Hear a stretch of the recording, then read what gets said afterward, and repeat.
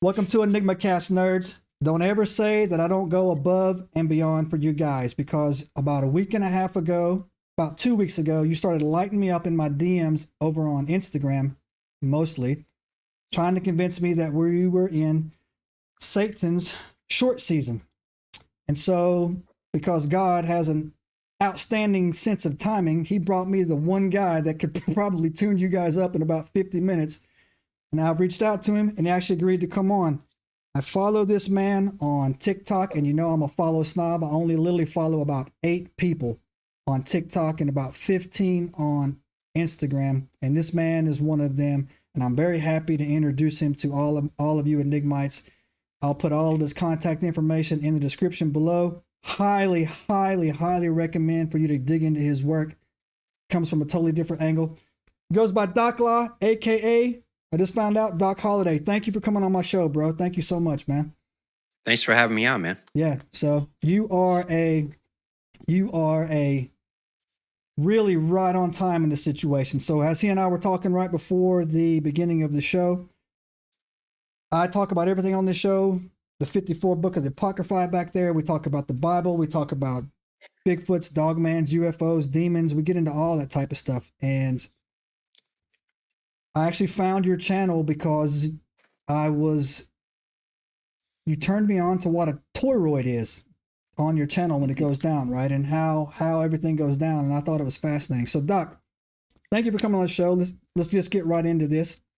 Sure I thing. had some people, I don't know, as a Christian, I don't know if this happens to you. I think it probably only happens, as smart as you are about the Bible, it probably only happens maybe once or twice before they never do it again.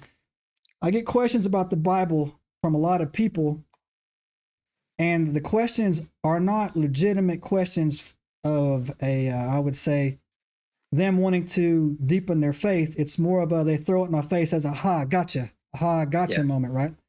Yes. And sometimes I just back off. I don't really have the answers on it. So this is a curveball they threw me, Doc, and I'm glad you agreed to come on here. And I'm just going to throw it to you, Doc. Are we in Satan's short season in the book of Revelations? This is actually impossible that we should be in Satan's short season. There we go. Okay. So the whole idea of this, it's multifaceted. Okay. We got time. It involves Tartaria. It involves the mud floods. It involves all this. So in the Revelation, the chronology of it does say that Jesus is going to come back and reign on earth for 1,000 years. And that during that time, that begins at Armageddon. Jesus is going to come back, fight Armageddon. Satan is bound in chains and thrown into hell for 1,000 years. A lot of people don't understand that he has never been there before. It is prepared for him and his angels. But the angels that are in hell now are the ones that came to earth in the days of Enoch and Noah. So when Jesus comes back, he is going to fight Armageddon. Satan will go into hell for 1,000 years. Jesus will reign on earth. After that 1,000 years is expired, Satan is let out for a short season to deceive the nations once more, bring them down to Jerusalem for Armageddon part 2. And then, of course, they surround the camp of the saints, and God sends fire from heaven to destroy them all. And then heaven and earth flee away and are found no more. God sits on his throne for judgment and separates the sheep from the goat and remakes heaven and earth, and we're in eternity at that point. So the idea is, a lot of people are spreading around because it's going heavy, that we're in Satan's short season, and this cannot be true. It's impossible, I say, by everything the Bible says, that this is the case. First of all, I want to address Tartaria, Tartarian mud floods and all that. The Tartars are still a people. They're a remnant of the Mongolian civilization. Tartaria is how the Western writers wrote about the Mongol invasions. Okay, so there are maps with Tartaria on it, and it is the Mongol Empire, which was the largest contiguous, however you say that word, continuing empire, like it touched from one side to the other. It's the largest one. Yes, the Silk Road. Yes, the Mongols came in and conquered the Rus, the Kiev Rus, which are the modern day Russians, and Kiev is Kiev in the Ukraine. So the Mongols came in and dominated the Russian princes for a few hundred years and eventually lost their influence in Russia. The entire time that happened, everyone writing about it referred to them as the Tartarians, referred to the Mongol Empire as the Tartarian Empire. Okay. So the Tartarian conspiracy theory was started by a Russian fella in Russia who attempted to rewrite history in favor of Russia. His claim was that the Western historians had diminished Russia's greatness in their historical writings and attempted to rewrite a narrative where Russia was a supreme worldwide civilization with advanced technology that has somehow fallen from its state to what it is now. There is zero anything to back this up as far as it being a Russian anything, when we know for a fact that the Mongols invaded Russia and like dominated them for quite some time. Correct. And that all of the writings are referencing the Mongol Empire and their oppression of the Russians specifically. Okay, so that's to start with. So you want to talk about architecture and the domes and all this stuff. You're talking about the Kiev Rus and their building practices, which kind of resemble stuff from the Middle East and Arabia. And you have the Mongol influence that dominated the region for quite some time. So this fellow was simply trying to say Russia is the imperialist empire that ran the world and we're superior. I mean, that's what the whole thing started from, Tartaria. The same thing that the Germans were trying to do during World War II with Short Mustache Man, the same claim, okay, of a dominant, superior worldwide civilization. He just put Russia at the heart of it, ignoring the Mongol invasion, I guess. Okay. A second Russian fellow who was a mystic and a clairvoyant, one of those fellas, got this guy's book and popularized it around the idea that it's basically boils down to spiritual racism, right? It's claiming an original people that were superior to everyone else. It's like, it is the same thing that the Germans were doing in World War II. Tartaria conspiracy as framed by these two gentlemen. Okay, that's exactly what that is racial, spiritual, ethnic nonsense. It's nonsense, okay? So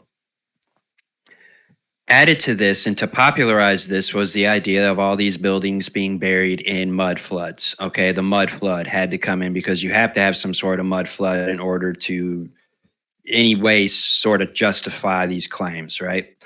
They claim that there was a worldwide civilization that was advanced in technology fairly recent ago that ended in a cataclysm of mud floods where mud boiled up from the earth and buried it all.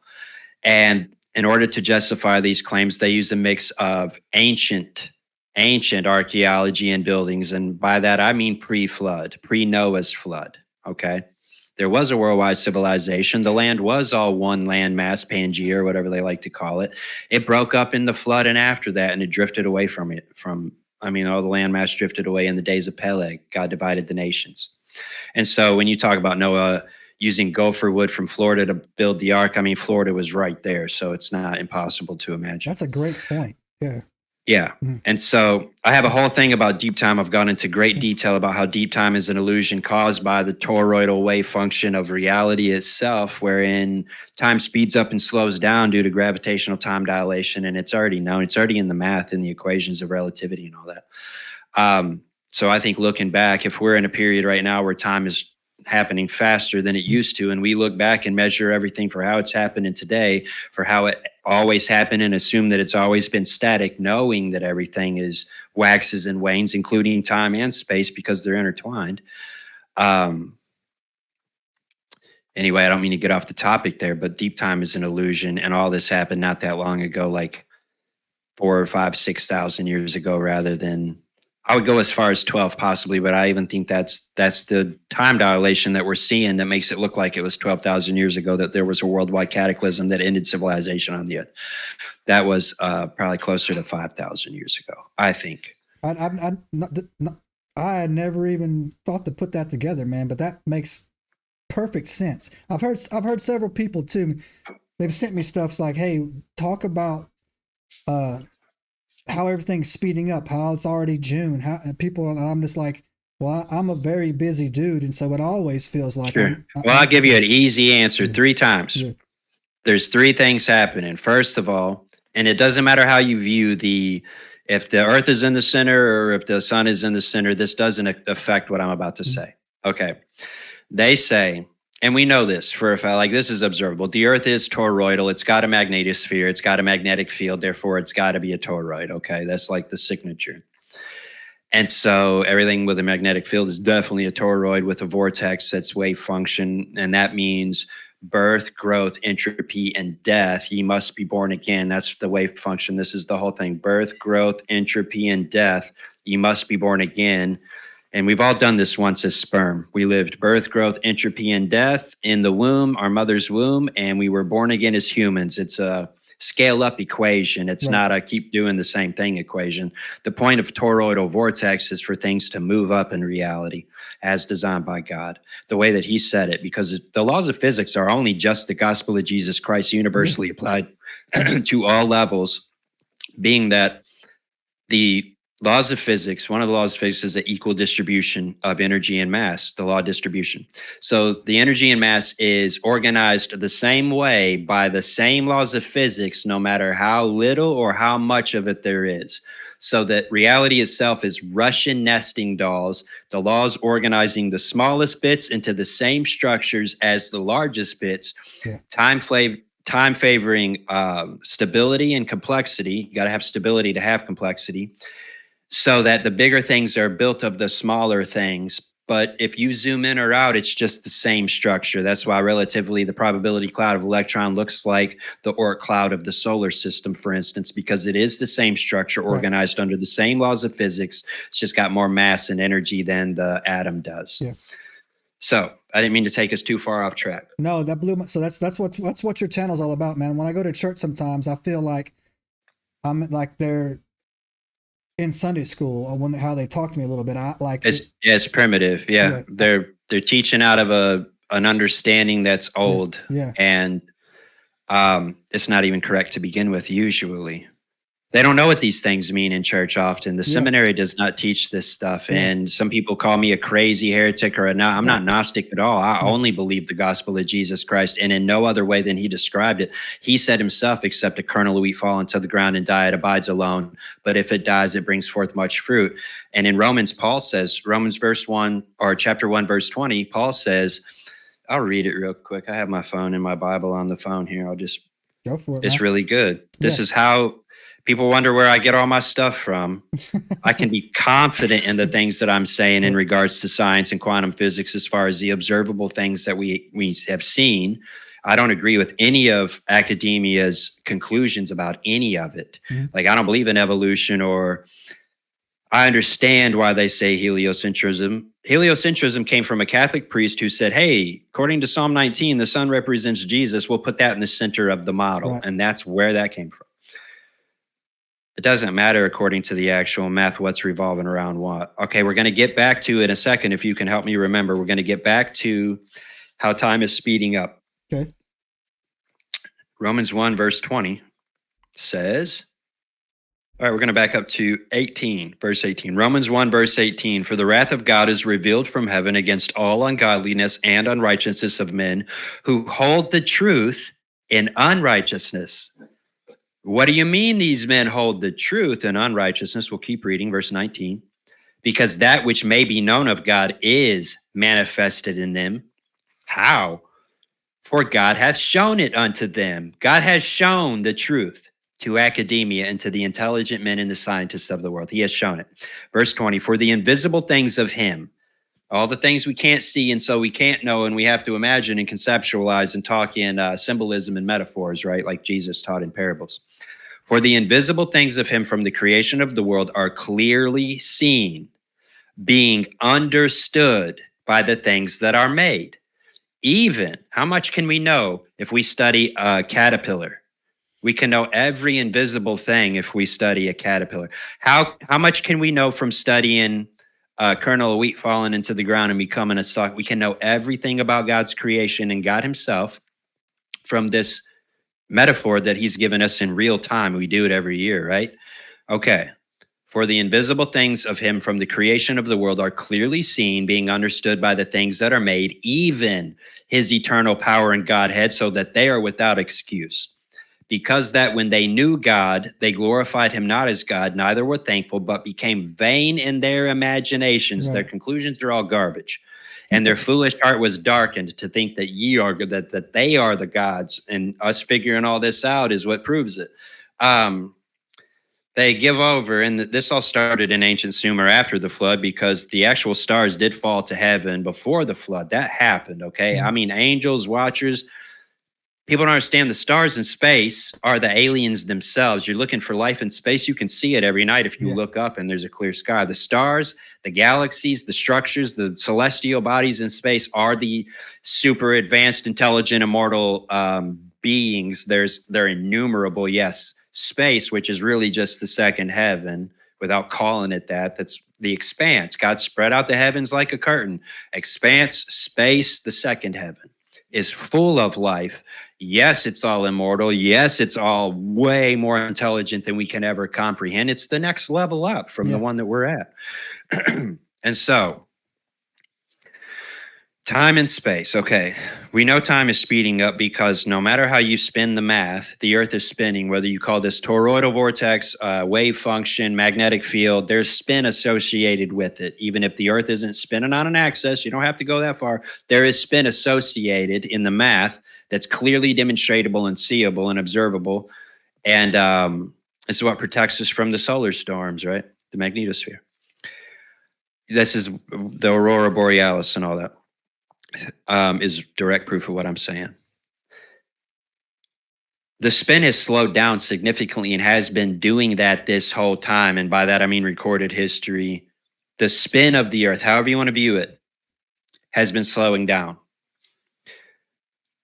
Okay, regardless of whether the Earth is going around the sun or the sun is going around the Earth, doesn't matter. That relationship has been slowing down the entire time, which means that as oft as it slows down, our perception of time passing speeds up.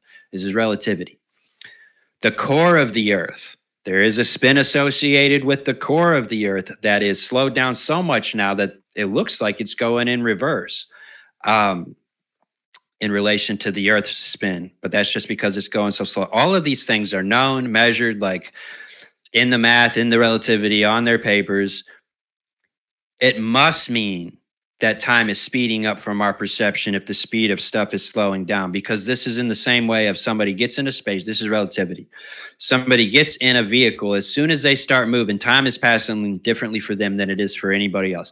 If you're sitting on the couch and the person sitting next to you, you got to synchronize your watches to the ultra millisecond, whatever it'd be, the lowest measurable amount of time according to quantum physics or whatever, revolutions of atoms.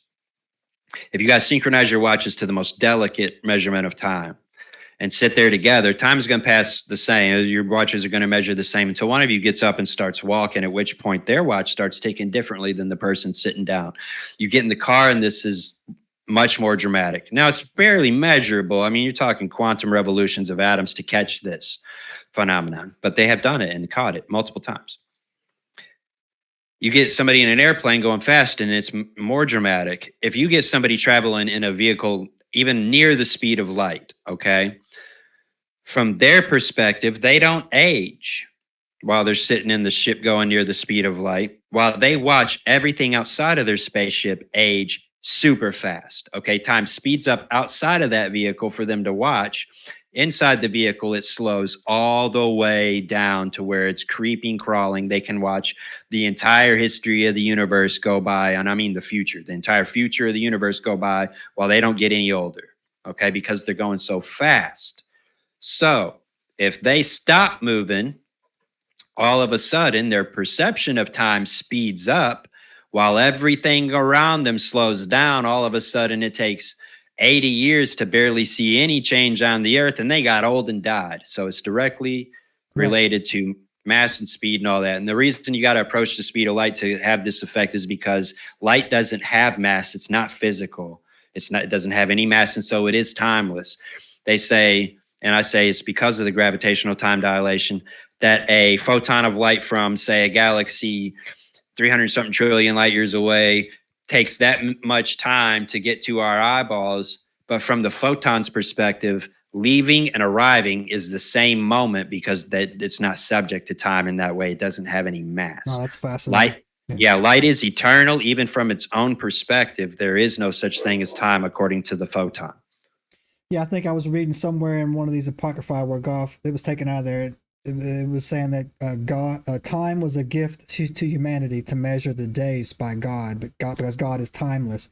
I butchered that, I'm sure, but basically the theory on that, how it came across. So yeah, really, time is just a matter of perspective for experience. So that, I mean, time exists so that we can learn lessons. And without time, there is no lesson to be learned or experience to be gained. And so, like the grasshopper gets his 80 years on Earth too. It just looks like 2 weeks to us. Yeah. To him, it was 80 years, right? Yeah. And because it's directly related to how much mass you have, and the energy you get associated with that mass is all intertwined and told what to do by the laws of physics themselves. And so it's kind of irrelevant as far as all that goes, because it is just a matter of giving you a full experience whereby you can learn and grow. And that's that toroidal vortex I'm talking about. Yeah. And then the actual thing is the physical body hits a peak and then declines, at which point the actual thing is supposed to increase. And this is like spirit versus flesh or whatever, you know? Your vibration raises because you've become patient and you become loving, and you've learned about life and what's appropriate and what's needed in the world through suffering. And it's just the laws of physics applied to a human life. It literally is. It's birth, growth, entropy, and death. You must be born again. It's not just this, it's also this. But it's not a circle.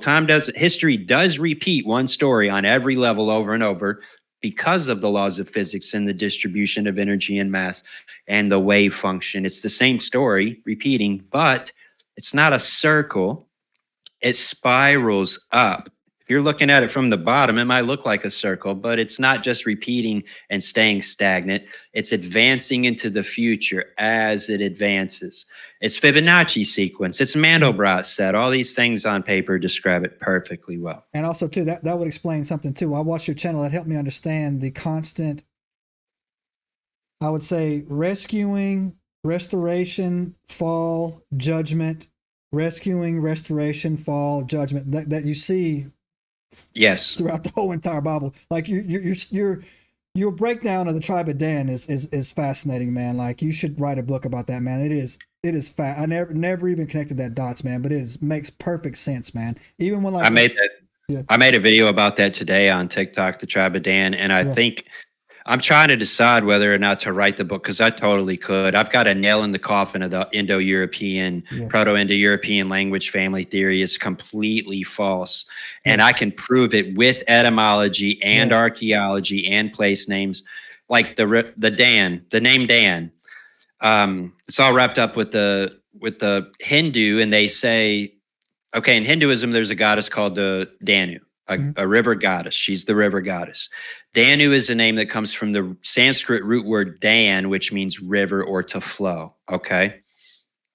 In Proto-Indo-European, that's established back in 1300 BC with the Rig Veda being written. 2,500 years later, up in Ireland, some Christian monks were writing about the Celtic mythology. They were putting the Celtic mythology down on paper for the first time. It was only an oral tradition before that. They were writing Latin, okay? And they described the Tuatha Dei Danann. Yes. The problem with this is Tuatha Dei is Latin for the children of God, and was their words that they used to reference Israel specifically. The Tuatha Dei were Israel. But when they're writing the Celtic mythology, they had to make a distinction, because they didn't know they were writing about the tribe of Dan. They were writing about the gods of Irish mythology. Yeah. Now, they had already known, I mean, it's 2,500 years after the Rig Veda is written. These are scholars writing about mythology. I'm pretty sure they know Hinduism by now with all the trade. And it's 1200 AD, you know? And so in order to distinguish this from the tribe in Israel, they call it the Tuatha Dei Danann, and they basically invent the goddess Danu, or borrow from Hinduism and put it in Celtic mythology, Druidry, as one of the main mother goddesses of Celtic mythology, when there's no direct evidence that Danu exists in Celtic mythology until the Christian monks wrote it down in Latin in 1200 AD. I suggest they borrowed that to explain this, but the whole thing wraps around the fact that the root word for river is Dan. Yeah. And in 1400 BC, Dan went up and conquered Laish and renamed the river, one of the the majorest tributary to the Jordan River, renamed it Dan. And the Jordan River, which is, they say, means the descender, descends from the city of Dan. We know for a fact they renamed Laish Dan, they renamed the river Dan, and that the Jordan River is directly descending. The headwaters of it are in the city of Dan. And so when you talk about the Indo-European root word Dan, meaning river, that's where that came from. There's nowhere else to show that it could have come from, possibly. Yeah. Furthermore, that's a lock, man. I don't care what anybody says. Yeah. I'll keep digging to bring this up, but the fact that Dan renamed the river Dan is where the Proto-Indo-European root word for river comes from. Yeah. Everywhere that they went, they renamed the river Dan. Everywhere, all through Europe, they renamed all the rivers Dan. We have a original example of where they started all of that. It's in 1400 BC, recorded in Judges 18, and archaeology confirms it at the site of Tel Dan. They did conquer Laish, which had access to the Mediterranean, but it also was right in the middle between the Mediterranean and the Silk Road to China. They had access to India from Laish. And so all the rivers getting renamed Dan, and this mystery about where did European language come from? I can tell you exactly where it came from, show you the day that it started. All the mythologies for everywhere, including India, China, Japan. I mean, they're called the Danes. The word Dan is in their name. It's Sweet Dan in Denmark, which means the land of Dan. And they, in their own mythology, the Norse mythology, they claim their origin from the mythical King Dan. Yeah. I mean, you can't, I don't have to make stuff up. And there's even more ammunition in there. What got me is how in the Bible, that story, I never really understood it, where they rolled up onto this guy and he had these little idols on there and they took them. Yeah. That's Judges 18. Yeah, and like there's your Norse mythology. Like yes, this is what I have been screaming for like 4 years now. Yeah, they took the teraphim. Yes, if you go look that word up according to Indo-European language family, they don't know what it means, and that there's a whole bunch of words they just can't know. No, it means earth angel. Terra means earth. Fem means angel. It's Terra. It's earth angel. It's a direct reference to idols, to the angels that came to earth from heaven in the days of Noah. It's a direct reference to the idols of those fellas. The graven images are Semiramis and Nimrod, who deified themselves after the flood. The angels are bound in chains and thrown in hell. There are no gods on the earth anymore. Who's going to rule over us? Semiramis and Nimrod will claim to be reincarnated from, and there is a little bit of truth to that in the realm of Ham's wife had dirty angel blood. Must have been because the giants after the flood came from her. And so they did have angel blood in their descendancy. They claimed to be the ones that had the royal blood to rule the world again. They deified themselves as the reincarnation of the dead angels that are now bound in chains in hell. And that's the graven images. And that's Nimrod and Semiramis. That's Baal and Ashtoreth. That's Osiris and Isis. That's all the deities, male and female, is Nimrod and Semiramis deifying themselves after the flood when the gods were actually chained up in hell. And he took the ephod, which is Judaism. Okay, it's Judaism, and the Levite priest with the Torah mixed it all up into a new religion, and this is Hinduism. It is the Rig Veda. On their way to India, they stopped in Iran, threw that whole empire down. The Aryans arrived in India as the Aryans, because this is Trojan horse style, literally. The Trojan horse is literally recorded in the Iliad as the tribe of Dan doing that, coming up with that idea and executing the idea for the Trojan horse. That's awesome. Oh, yes, they are definitely covered in history as doing all these things. Furthermore, they are the Persians. And how do I know? Anybody that came in and judged Israel, Dan is the serpent and the judge, okay? The serpent and the judge. Anybody who came in and judged Israel was Dan in disguise as the pagans, because Dan took to the pagans in Judges 18, joined up with them, and mixed in everywhere they went.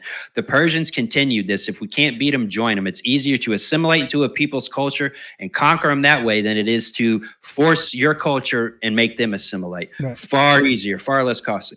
The Danes, okay, they got hired as mercenaries all over the world, ended up taking over the places that they would give when they realized we are the muscle and nobody can stop us, and this place is all full of wealth.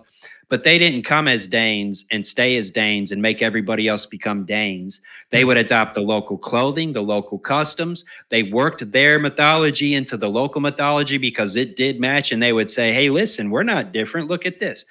And in that way, they were able to assimilate into the other cultures, but also influence them with writing systems and governments and religion.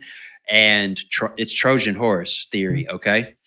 And so that is what happened all over the world. Started in Laish in 1400 BC, Judges 18, and can be shown to have traveled all over the world from there. And I actually, just triggered a memory in there too. What you just said is, I think, there's proof of that as well. Is because how they would go in and not transfer, they would go in and hijack.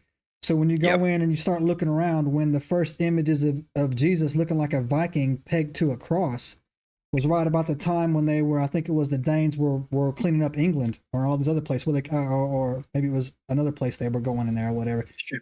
Well, having the Levite priest, which had the Torah, right, and like the prophecies for Christ they already had the prophecies for Christ. The earliest one, the first one is in Genesis when they get kicked out of the Garden of Eden. Okay.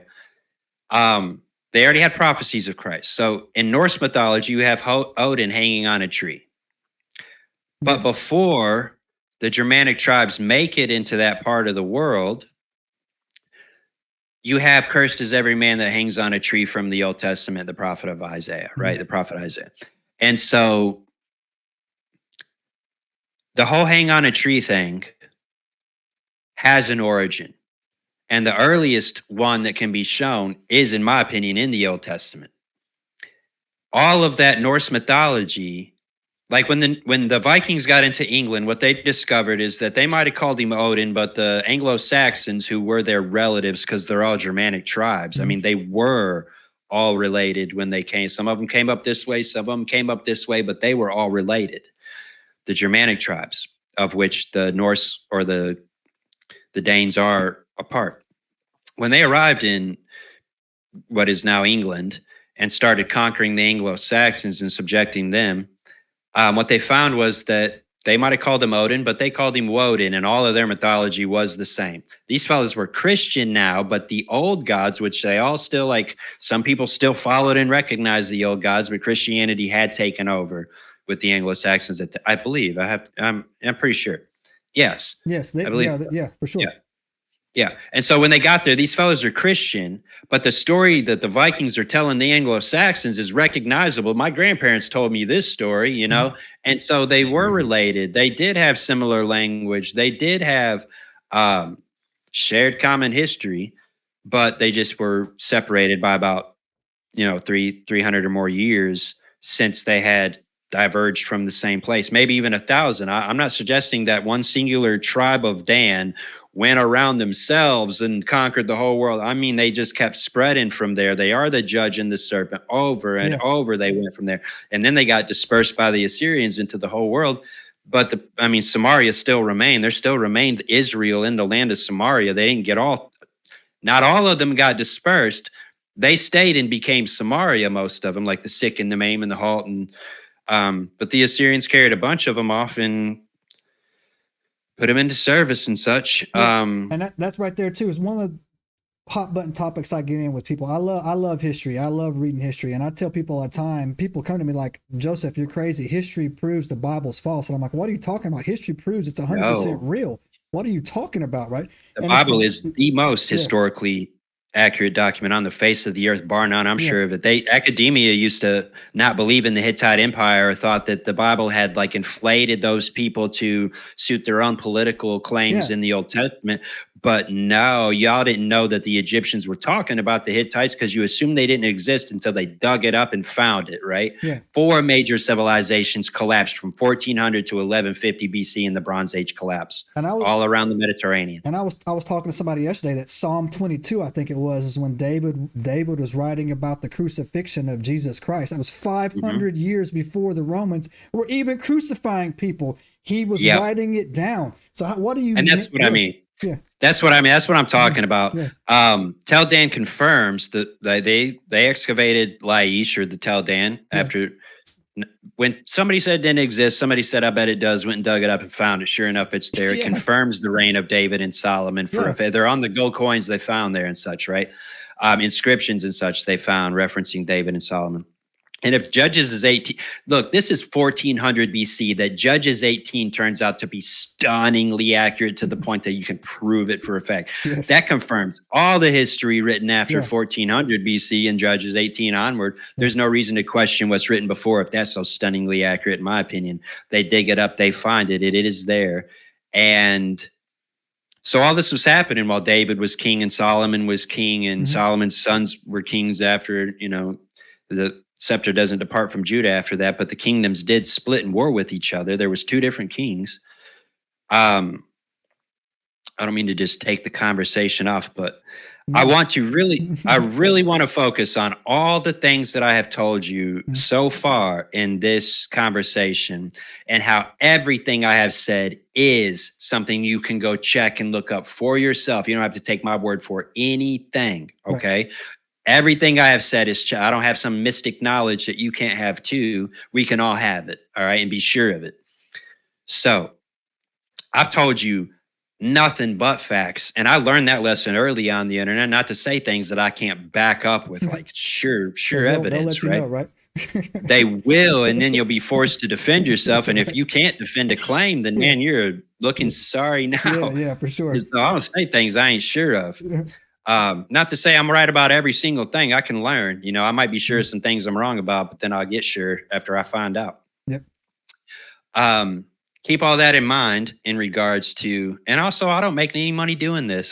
This is not my career. I do something most people don't even know my job. I'm not even going to tell y'all here. Just I work with my hands and I make money, and I have this time to do because of that. And so I do all this for free, so that way I keep it pure, so I don't have an influence. Nothing's influencing me to say all this stuff. I just do it because I believe it and I love it, and this is my life's passion, is to find the truth about things and then show you what I found. And that's all I'm doing. I want to point something out to all of our watchers and my followers here, everybody watching this. Doc Holliday almost has 1 million followers on TikTok alone, and I've never seen a video of yours not crack up 30 or 3,000 videos in like 45 minutes. When it pops up on my phone, by the time I refresh it, literally 1,000 other people have watched it. I haven't watched this since we booked this show because I wanted to come in clean. But he is absolutely right, Enigma. He's leaving a lot of money on the table for passive income on that. And Doc, I think that's one of the reasons why God's blessing your word to spread so hard, if I'm being honest. That's why I do it, man. That's why I'm doing it, is because I take it from, like Paul took it as a gift that he worked with his own hands.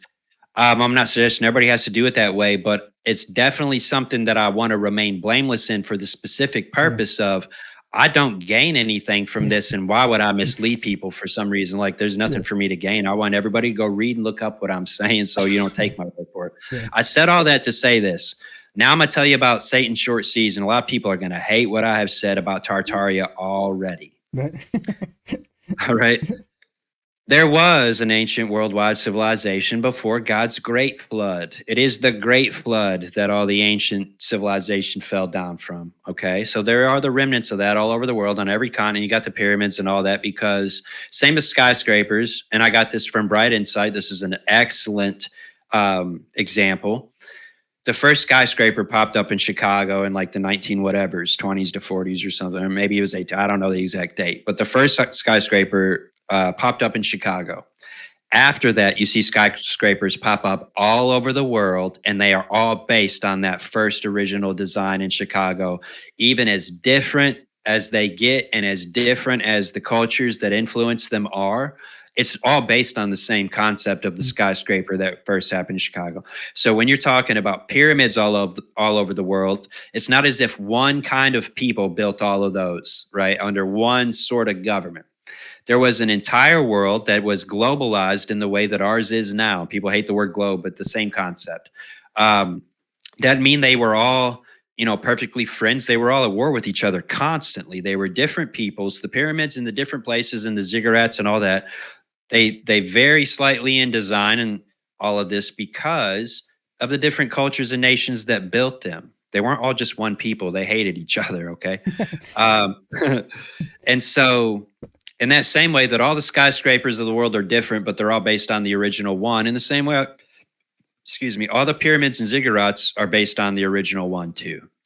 So I maintain that the pyramids in Giza are pre-flood with later repair attempts, right? That's what's evident everywhere. Is even in Romans, they built their temples over top of ancient foundations, and there's a clear distinction between the building styles of the ancient and the newer. Doc, you're 100% right. My first viral video was me debunking that the Egyptians actually built those pyramids. They were clearly built by the fallen angels. Clearly, 200, whatever the time frame you want to be, right? And I got into a lot, and it's again, this is how to quickly interject this on how history proves the Bible. When God had decided to judge Israel again for sacrificing their children, he says, I'm going to send my son Nebuchadnezzar down there. And I think it's I can't remember the exact chapter in the Bible.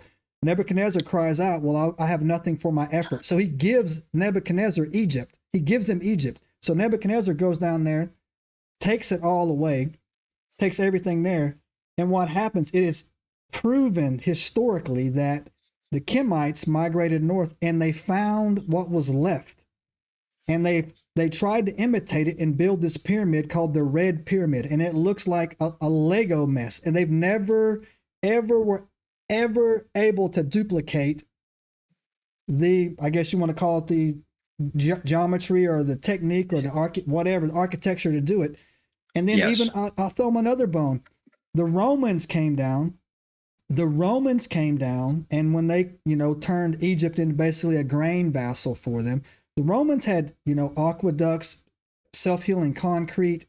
They were not impressed at all with Egypt. Not at all. Not one little bit were they impressed with, like, wow, look at this amazing thing. They literally literally describe it as some type of ancient, a cult-like religion built on ruins. Like literally, you can find that Latin description. I think it was. Yep. It was Caesar's nephew Augustus that became his second or whatever. So yeah, so 100%, Doc. Those are pre-flood remnants of mystery schools or whatever. Yeah. So I think so. And so after that, we've got Noah and his sons and their wives getting off the ark. Ham and his wife have some kids, and we're not even talking about the one that gets cursed. We're talking about the ones that didn't get cursed. Yeah.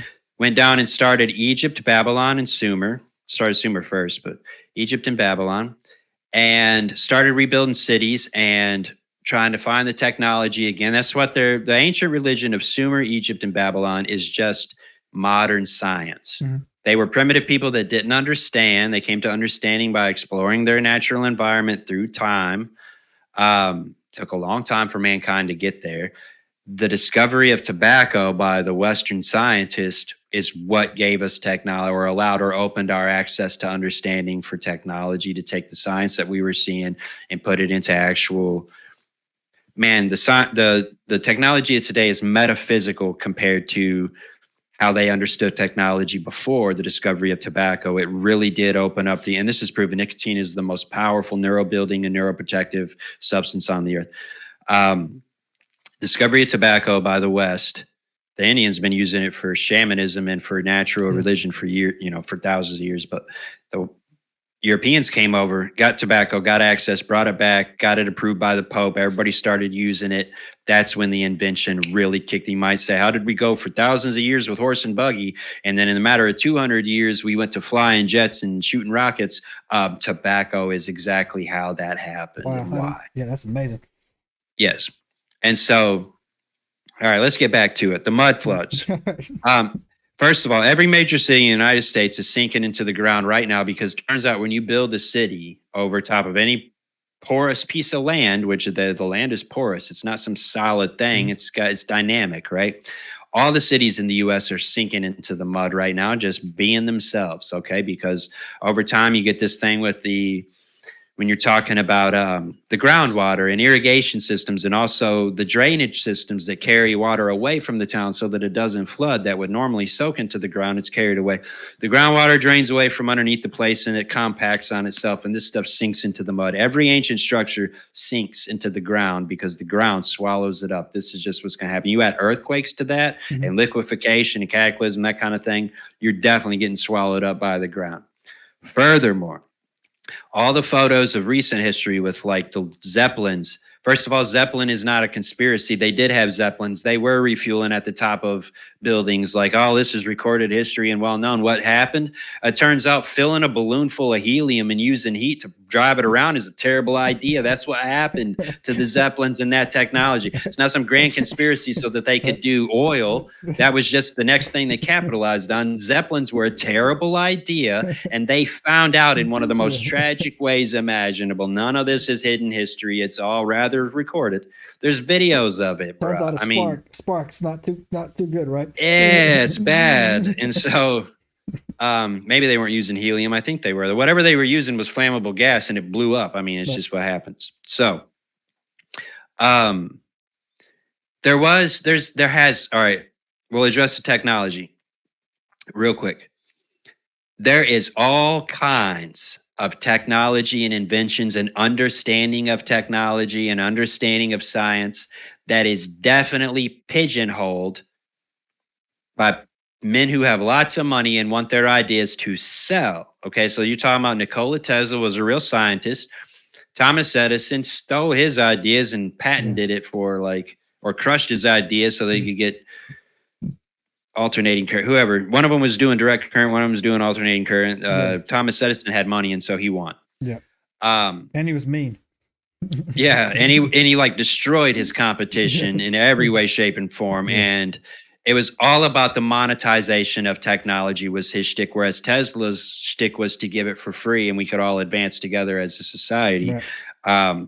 The oligarchs and the robber barons ain't gonna let that happen. There's money to be made here. So of course there is all kind of technology, and you probably can run cars on water and all that stuff, but the oil industry and the asphalt industry and the tire industry and the industries, which a nation does require to have an economy and to run them. Like there's more than just greed at stake here. There's also, they want to keep being greedy for as long as they can. And so it's in their best interest to keep things going, which happens to be good for the rest of us sometimes in the way of we want things to keep going. So I'm not trying to disparage how everything is running or whatever, only that's the case. Yeah, we all like hot water. You know what I'm saying? There's plenty of technology that they have not figured out how to patent, and so it's pigeonholed. There's plenty of technology that they don't want you and I to have because it gives them an upper hand in reality. And so we don't get access to it, and I don't need access to it. I'm trying to do what Jesus said, so I'm not complaining. Well, maybe you should. No, I'm not going to complain about what these men do. I'm going to do what Jesus told me to do, which is not repay any evil for evil. I'm not trying to name anybody's. This is just reality, right? Yeah. And I'm in this world. I'm not of it, but I'm in it, right? I'm not going to do what they're doing, but I can be aware of it and also not scream for their condemnation and instead pray for their mercy, and the grace. Pray that Father, forgive them. They know not what they do. They don't know what they're doing, right? Their foolish heart is darkened. Okay. So plenty of technology that we used to use that we don't because it's not practical anymore. And we found different stuff, or at least stuff that's more profitable for some people. And that's what we're using. Okay. Sorry. We all still get on the iPhone and we still drive our cars around. So as long as we're participating willingly, don't complain. That's how I see it. We're using this internet right now, so let's not think we're too righteous about it all when we're doing it. Like, don't get on that high horse just yet, right? Yeah, greedy people can only prosper in this world if consumers consume, and consumerism is a symptom. I was talking to my buddy Bronson Bragg, who I'm making music with, actually. Consumerism, he was saying this, is the symptom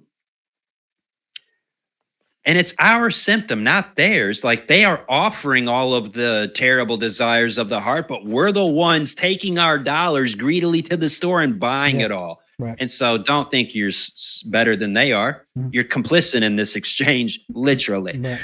willingly.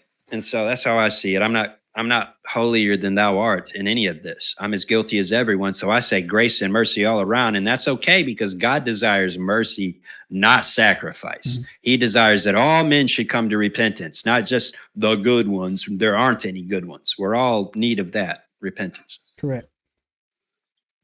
So technology, sure. There's all kind of hidden technology. Okay, if you find out how to run a car on water, don't tell a bunch of people, or the German investors might put something in your coffee, and you might run out of the thing screaming, "They poisoned my coffee!" And don't get on my plane, man. You know what I'm saying? Don't get on my plane if you're going to be talking about how you're harvesting energy out of the air to run your TV, bro. I don't want to sit too close to you because we know the story here. We know this story here. Yeah. If a solar flare knocks out all the electricity, go nuts. Do whatever you want to do as far as that. Tell everybody it'll be good. But until that happens, there is vested interest around here. People are going to protect. That's just what's 100%. happening. All right. Let's talk about cities where buildings appear to be half buried under the ground. And there are basements that weren't basements. All right. This is all known, well documented. They have regraded all the major cities more than once in some cases, and they document all of it and show a whole thing. I'll show you a whole documentary about how Seattle got regraded, where they buried the buildings. All right. The thing is if you go under the roads, all of that history of that town that got lost is still there. Like the roads are built on pillars and everything is closed off and sealed up from above. But if you go under the buildings and go under, there's roads under the roads, and there's access to all the shop fronts and all the stuff that was there. The city of Seattle that got half buried on purpose, and it's not even buried, it's built upon. Right. Other cities, when they realized that, man, this has all been built up in a really bad scenario for the water drainage and the floods, and a city starts building up, and 100 years later, they get a 100-year storm and they lose almost everything to the flood. That comes every 100 years to everywhere all the time, usually. Yeah. Maybe not in the desert so much. Might be a longer cycle for a desert region. But you build a city and it's all thriving, and it's not like some planned thing for cities to spring up. They started as little like trading posts or whatever, mine towns or whatever, and they get big from there. And it's kind of like a moron house. You just keep adding more on until you realize, crap, this isn't going to work. We're going to have to fix this right now if we want to build it any bigger. And so they did. They regraded. They brought up the level with dirt in some places, filled in the land and rose it above the thing, and the buildings got buried. That has happened. It's on record in multiple cities. It's called regrading. You can find all of this information. There is no conspiracy there. There is no conspiracy for why half the buildings are freaking buried up to their windows halfway, is because they did that on purpose and then wrote it all down because they formed a plan about regrading, and then they carried it all out with documentations and photos and paintings and all this. And then there's no mystery there. Regrading projects still happen, but there was like a whole bunch of them when the cities got too big for the britches and they found out this is no good. We're gonna have to do it differently. In Seattle, they put pillars up and build roads over everything. And if you go underground, it's all still, there's no mystery here. So that covers the technology, that covers the mud flood, that covers there was a cataclysm. It was Noah's flood, right? Civilization did have a restart. It was about 5,000 years ago, and Noah and his kids got off the boat, and the Bible tells every stinking word of it. So Tartaria is race theory for dominance and empire and superiority, same as the Germans were doing. Mud flood is unnecessary, and all the evidence is false for it that I can find anywhere. We know it's technology, sure, it gets pigeonholed. Why? Because some of it doesn't work, turns out to be unfeasible. Some of it turns out to be unprofitable, and they're going after the profits. Not a mystery. Yeah. How do we know we're not in Satan's short season? And people might even bring up, well, buildings that were built, well, man, a lot of that World Fair stuff, those were probably, they weren't built out of anything that was gonna last. They just did that all for show. Okay. I said the A same. lot of the old, yeah. I'm sorry. I said the same thing on that too. Is that when they talk about that World Fair thing, it's like that's not real marble. It's not real building. No, it's not real building. That's plywood. It's a stage. They built a big prop, is what those were, and they even said as much. Like, this is not a mystery or a secret or a conspiracy. That's what they did. Is made it up. And I was even telling them too when I was fumbling around defending myself about this Tartaria stuff. Is like, if the forest will take over a house in like 5 years, like it'll just take it back. You can look at go to South America and what before that LiDAR was invented, they didn't realize that freaking everything, like the jungle just took it back, right? So took it back. There's actually, it was like there was European explorers, I'll forget their names. We can look this up and verify it at some point, or whoever wants to. This happened. Yeah, you throw it in the comments. Somebody's going to argue. They were either Spanish or Portuguese or something. They went down to South America and came back and reported a thriving civilization. Yeah. I saw this on the Joe Rogan podcast, and it was not him saying it. It was the expert he had on talking about this, and where this came into the LiDAR conversation and all that. There was I think they were either Spanish or Portuguese, came down to South America to explore, came back and reported a thriving civilization with cities and trade and just a thriving civilization, okay? 100 years later, they came back to explore, and there was nothing. They're like, "What are you guys talking? There is no. This was all made up. They made all this up, and they knew nobody was going to be able to catch them on it, so they made it up." Yeah. It turns out that those original explorers had brought disease with them and wiped them all out with that. And so the forest came. I mean, the rainforest is a cultivated forest. It's not wild. They planted and maintained it that way for a long time. Yeah. Black dirt and all that. You're talking about they had some special kind of dirt. You took the words right out of my mouth, man. That black dirt. Oh, my Lord. And the way that it happened, there's a forest on top of the forest. Yeah. A forest growing on top of the forest where other plants grow on top of the original plants. And there's a double forest down in South America where the canopy that you see from the plane isn't the canopy that's under the canopy. It's wild, the rainforest, the Amazon. Anyway, 100 years is all it took for the forest to swallow that people whole after disease wiped them out in a cataclysmic event of explorers coming from another land. I mean, that happens that way. So, like you're saying, it does. I mean, it is fast and easy for you see these accounts on TikTok where people are going in all these abandoned houses. Yeah. Man, in 100 years, they'll be gone. They'll be gone. Yeah. Yeah. Be gone. And the other thing too, when I was pushing back that there's no way that we could be in the Satan's short season, is because I was reading the Bible, and because of your channel, actually, you put a thing on there where it's like, don't read it, study it, right? So I started changing I read it sometimes for spiritual guidance, but sometimes I go in there and read it like I'm reading a history book or like a map. Yes. And I came across a passage in the book of Revelations, I think it was the Battle of Armageddon, where it was saying that the birds will feast on the bodies of men and mighty men. And I never had noticed that term mighty men before. And then when I saw it in the very beginning of it, when there were men on the earth, men, or mighty men, it's talking about the Nephilim or whatever you want to call them, right? So I was telling people that there's no way we're in Satan's short season because they haven't made their appearance or came back or whatever. Right. So I've said a whole bunch and haven't even addressed how it's impossible for us to be in Satan's short season, but it is what you're talking about here. Okay. So people don't understand that Satan's never been to hell yet. He hasn't been thrown down to the earth yet. It's like the book of Job, chapter 1 and 2. He roams around on the earth seeking whom he may devour. Then he still has access to go to heaven and accuse the brethren in front of God day and night, like we see in the book of Zechariah, chapter 3. Satan accusing. Job 1 definitely details this. Satan, where'd you come from? I came from the earth and walking to and fro in it. Where is he now? He's in heaven. He came from the earth to present himself before God with the sons of God to accuse, right? The brethren. So, who has fallen and who is in hell? Well, in the days of Noah, some watchers quit heaven and came to the earth. Enoch wrote all about this. It's talked about in Jude chapter 1, verse 6, which quotes at least the first 37 verses of Enoch 1. Okay, Jude 6 talks about this directly and verbatim. And I'll really bring all this together for you in just a second. Jude 1, that's amazing. verse 6 says, and the angels which kept not their first estate, they didn't stay in heaven. They didn't keep their celestial bodies, their estate. When Jesus says, I go in my Father's house are many mansions, I go to prepare a place for you, that's talking about estates. He's talking about morning stars, the glorified celestial bodies, talked all about in the second half of 1 Corinthians 15.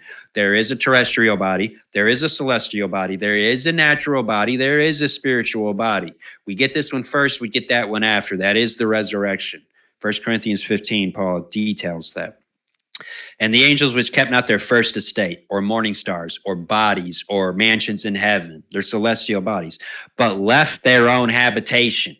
They left heaven and their bodies up there. These are the planets in our solar system, the wandering stars. And the angels which kept not their first estate, but left their own habitation, he hath reserved in everlasting chains under darkness unto the judgment of the great day. Satan has not yet been wrapped in chains and thrown into hell. All prophecies in the Old Testament talking about Satan compare him directly to the angels that did fall, the angels he cast to the earth to devour Christ as soon as he was born, back in the days of Enoch and Noah. This is Revelation 12, tells this whole story. He threw the watchers to the earth to kill Christ. God flooded the earth, bound them in chains, and threw them in hell. All prophecies about Satan after that compare him directly to what happened to them and says it's going to happen to you too. Doesn't happen until Armageddon, though, that Satan gets wrapped in chains and thrown in hell. So currently, you got the angels that quit their first estate and came to the earth in the days of Enoch and Noah. As the days of Noah were, so shall it be when the Son of Man returns. Satan and his angels, a third of the stars of heaven, are going to get thrown to the earth, okay, by Michael. This is Revelation 12. Has not happened yet. He still has access to accuse us day and night in front of our God, okay? So when Satan gets thrown down to the earth, something very peculiar is going to happen to the earth. First of all, a third of the stars are going to fall from heaven. We still got the same ones from all the recorded history up there, okay? That hasn't happened. The powers of heaven will be shaken. And that means Satan and his angels getting thrown down. That's Matthew 24. That hasn't happened yet. The stars haven't fallen. They're still up there. The mountains and islands are going to move out of their places. That has not happened yet. Oh, that's all metaphorical. No, it is not. Well, mountains and islands. No, it is not. It's talking about a celestial event in which stars fall from heaven and the sky rolls back like a scroll and the mountains and the islands move out of place. Why? Because that all started, the mountains and the islands are because of the flood to begin with. Did y'all know that mountains are formed when two pieces of land collide after they've already busted apart and come back together again? That's what the mountain ranges are, fam. People will say, well, how's the Edgar Cayce map? How does water come all the way through California into Nevada? Because if a fault slips on this side and it's pushed up on this side, but the mountains can fall completely, gone. They can also move out of their places in subduction zone slips and stuff like that. If this on this side gives way, that mountain can move out of its place. The mountains are all still where they've been the entire time, along with the islands. Nothing has moved out of its place. We can see stuff drifting, just it's not moved out of its location. Its whole location, including the land that it's on, might be drifting. But the mountains and islands are going to move significantly out of their place because when Satan and his angels get thrown down to the earth, it's going to be a cataclysmic event. It's going to be dramatic. It's going to be a thing where the mountains and islands, the powers of heaven being shaken means the accuser of our brethren is thrown down. This is talking about the laws of physics on a galactic level and higher, right? You're talking about forces, the powers and principalities of the air. You're talking about the natural forces of the earth, okay? It's going to be a real event. That has not happened. The sky is still here. We still can't see God on we can't see God on his throne. We can't see through space because the sky is still there. A third of the stars haven't fallen. The mountains and islands are not moved out of their places. Furthermore, where is the camp of the saints? And why isn't everyone living to be 1,000 unless they are wicked, at which point they die at 100 years old? 100's a cap now. A righteous man lived to be 100 years old, bro. Wicked man? No, I don't think so. Nobody's living to be 1,000. Well, that's metaphor. Yeah. It is not metaphorical. It's A not. 1,000 years old. It's a promise of God. It's a callback to the garden. And Methuselah lived to be 900 years old. It's talking about the pre-flood world. Okay, it's talking about lifting the curse from that they got from the Garden of Eden. There's no lions laying, or just wolf. There's no wolves laying down with the lambs. Nobody's playing in snake pits and getting bitten. No, this isn't poisonous anymore. That's not happening. Lions aren't eating the grass like ox. There is no camp of saints. Nobody's living to be 1,000. The nations don't have to go down to Jerusalem to keep the Feast of Tabernacles, or no rain would fall on their land and they'd all starve. That covenant's not here yet. None of this has happened. It's absolutely impossible. There is zero evidence to corroborate such an idea. And as a matter of fact, this short season talk is called Preterism. It is a heresy twice named and twice condemned in the New Testament by Paul. Some overthrow the faith of some, teaching that the coming of Christ, the day of Christ has already come. It hasn't. Wow. I didn't know that. Hold fast. Yeah. Hold fast. Hymenaeus Alexander, and there was a third one. His name's Philetus, however you say it. Their word doth eat like a canker, and they overthrow the faith of whole houses. Paul says, if any man preach any other gospel than the one that you have received, let him be accursed, man.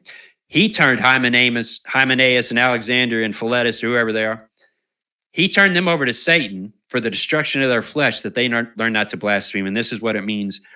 After correcting a heretic once or twice, reject them, knowing that such is subverted and sinneth of himself. Like, you can't convince this dude if he can't be convinced. Don't even talk to him. Don't have anything to do with him. You can't break bread as a believer with people that believe heresies, because if you've noticed, and I'm not a heliocentric NASA globe head. I'm also not a flat earther. But if you notice, flat earthers, Tartarian mud floods, Satan short, this is all these people talk about. They don't talk anything about Jesus and what he commanded us to do. There's no admonishing or encouraging or anything for us to do about it. They want everybody to believe mud flood or flat earth or Tartaria or Satan's short season. Has nothing to do with our responsibility as Christians and the Great Commission and keeping his commands. They think all that's already done away with. Christ has already returned. They've already fought Armageddon. Satan's already escaped from. What religion are we under then, fellas? It ain't grace. If this is Satan's short season, why aren't we going down to keep the Feast of Tabernacles? Are we deluded out of that? Like, what's going on? Nobody's going to keep it, but the rain still falls.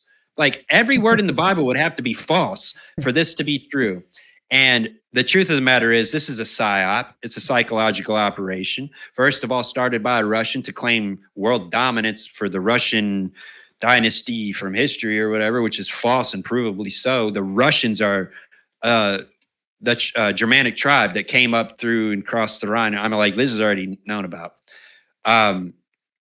Everything about that we know about history and science and reality itself and location and art. I mean, just geography, Christianity, everything would have to be completely false in the Bible for it to be Satan's short season. And everybody that's spreading that nonsense ought to be ashamed of themselves. And I call you all to repent in the name of Jesus Christ. Believe his gospel and spread the truth instead.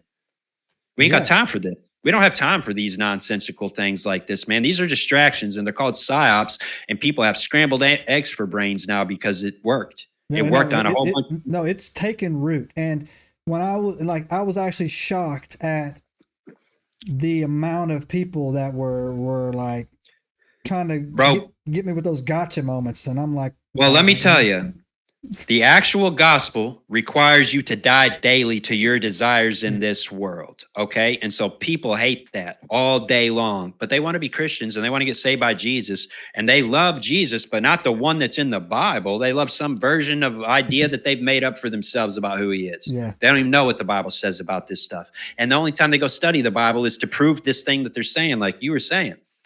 Only just to get you. Let me find one verse, take it so wildly out of context that it's not even funny, and act like I won the argument with it. Yeah. Bro, that's embarrassing. You're embarrassing yourself if that's what you're doing. Yeah. And I my comment was that when I was talking to them, I had two conversations real quick before I wrap this up with you. I had two conversations. One of them was, I was like, well, if we were in Satan's short season, based on from what I've read, there'd be hell on earth right now. Literally, it would be crazy right now. And that's not happening. And the second thing I said was I asked this guy back and forth on my own with the DMs. I was talking to him, not a physical conversation. I said, hey man, even if I prove this to you that we're not, would you follow Jesus? He's like, no. And I'm like, then what? Well, then like, what are you doing? You know what I'm saying? Like, you're just trying to get me, right? Like to come into these answers on it, right? They have no motivation other than they want everybody to believe this thing. And the truth is, when I say it's a psyop, sure, men might be orchestrating that, but they have a father spiritually. His name is Satan. Yeah. And so these psyops are Satan's work to deceive you away from the gospel of Jesus Christ, the Great Commission, keeping your Lord's commands. And that's what it means. They have itching ears. They don't want to die daily, right? They don't want to realize their situation and learn from Christ and suffer with him. And what do you mean suffer? That's not Christianity. I thought life more abundantly. Buddy, that's no pain, no gain. There is life more abundantly. If we suffer with Christ, we shall reign with him. Yeah. Nobody wants to suffer. And so let's make up every other thing to be distracted and avoid doing the thing so that we can claim to be Christians and just do what the world does anyway. Yeah, and that's a great point. That's so spot on. They're saying that because they don't want to go through it. We're already already here. Yeah, I'm at the end already. Yeah, and it goes down on that. Yep, Man. it's all about the falling. It's to get people falling away. The truth is that Tartarian mud floods and flat earth are to get people back under the Torah, literally. It's Torah movement, dressed up and disguised to get you to quit grace, to go back under the Torah, which Hebrews 6 says is the unforgivable. People wonder what blasphemy of the Holy Spirit is. It's quitting the grace of Jesus Christ to go back under the law, blasphemes the Holy Spirit so that there is never forgiveness. Oh, yeah. That's back. I mean, that's what it is. That's what Judas did. He fell away for fear of persecution and handed Jesus over to be persecuted, afflicted. That's stony ground from the parable of the sower in Matthew 13. They will fall away when tribulation and persecution arises because of the word. Yeah, I mean, I never thought of it like that. Like, we're under grace. If we went back to that, we would be under the law again. Well, we're not supposed to be under the law, right? We're supposed to be in the grace, right? So that's right. And so they attacked the name of Jesus. They attacked Paul the apostle, saying that he had a different gospel than Jesus, when I can show you clearly out of his own mouth and Peter's mouth too. We're going to have to accuse Peter now if we got to accuse Paul. Peter confirms Paul. I'm like in a drastic way, okay? Basically says he's saying the greatest things out of everyone, and y'all don't understand him because you're dull of hearing. And that was true. Still true. They accuse Jesus first, the name of Jesus, because it's this Yeshua sacred name stuff. No, every nation, creed, and get this, tongue. God divided the languages. He knows. Jesus means I am salvation. It doesn't matter if you say it in Chinese, which is a different word, or Isa, or Yesu, or Esu, or Essi, or, I mean, it depends on where you are. It's a different pronunciation, but they all mean I am salvation, okay? In every nation, creed, and tongue. So stay away from that sacred name nonsense. That's just Hebrew roots movement that fell off, and now you got Torah movement, which it turned into, and it's not new. This is the same stuff that Peter and Paul both talk about in the New Testament, about people trying to get Christians to quit that and go back to Judaism.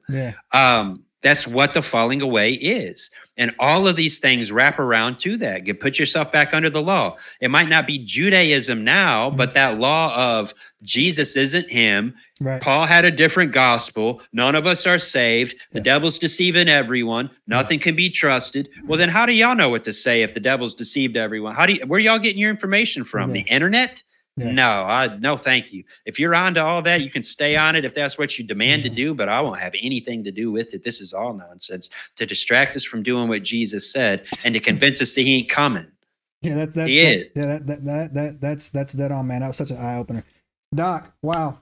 I could talk to you for hours, man. Hours. I'll come back, bro. Don't threaten me with a good time. Nah, man, you gotta come back, man, because there's some other things I want to talk to you about as well. But like, man, we got to get into it. But first of all, we wrap this episode up. Enigmites, iron sharpens iron is one of my favorite verses in the Bible, and it's basically, you just saw it. Sit down, having conversations about the Bible, talking to it, getting through it, understanding on it. All his contact information will be in the video description of this videos, as well as the other ones that go out throughout the week. I highly recommend go following his TikTok channel, all his other channels in there. Doc, we'll get it all in there for you. And go out there and learn. And now I feel like I am 100% equipped to rebuke this Satan's short season more than ever. So amen. We got to make the path straight, man. That's what we are got. That's what we have to do. If we're to get back to it, then we got to turn our face back to God, put down all of our nonsense, all of our worldly desires, all of our dumb ideas, repent, which means change our minds, and accept the gospel of Jesus Christ, which means believe what he said about it all instead and do it the way he said to. That is the only way we're all getting out of here as a church, fam. That's the only way. The bride has to make herself ready, and this is how. Wow. Doc, thanks again. All right. So, amen. So you know what we do, Enigmites, as we roll out, hit that subscribe button, give us a thumbs up. If you have any biblical questions about Satan's short season or anything he just talked about, put it in there and we will address them. He will address, Doc, if they throw any comments in there and they're too heavy for me, man, I'll send you an email or something. You can go in there and knock them out for me. I mean, get at it. Yes, sir. But until next time, you know how we do, nerds. That's all you get for $1. And we're out. God bless. Subscribe now and turn on the notifications to join us on this extraordinary journey into the unknown.